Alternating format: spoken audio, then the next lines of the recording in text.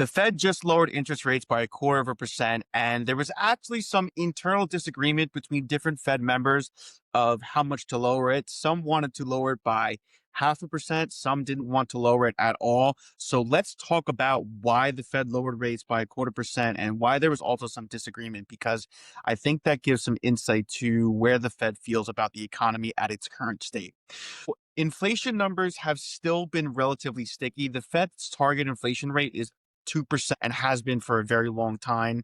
And over the months of August, we saw the CPI numbers still coming in, inflation year over year, month over month at 3%. So it's about a 1% higher rate than where the Fed wants it to be. So that makes the argument to the Fed to say, leave rates where they are, keep them a little bit more elevated than where they want them to be, because they're hoping that keeping interest rates higher for longer will help reduce the inflation rates that we've seen be really, really persistent over the last few years.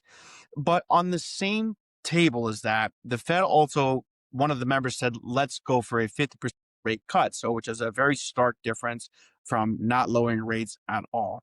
And this is really due to the fact that we've just seen an overall weakening in the job market.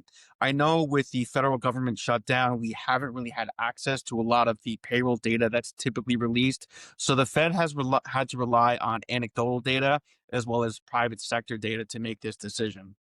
And they're still seeing an overall weakening of the job market. Not that it's deteriorating, but really new payrolls have been much smaller over these last few months than earlier in the year or even last year.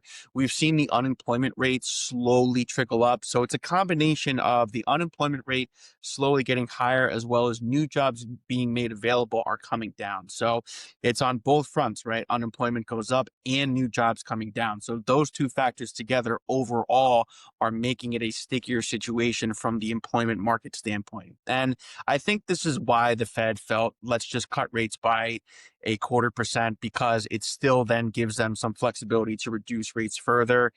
Maybe later in the year. I don't know if they will at this point, but at least it gives them some flexibility to reduce rates a little bit further over the next few months, whether it's 2025 or 2026. But it also signifies to the market that the Fed is aware of the job situation becoming weaker and becoming something that they really want to keep a much heavier hand on and in terms of managing. So I know we waited a couple of weeks to get this video out, but I did that intentionally because I knew the Fed was going to be releasing their interest rate data today. So we'll continue to have this conversation about interest rates, and we'll probably start talking about the Trump tariff decision when the Supreme Court hears that case on November 15th. So you won't want to miss it. Stay tuned.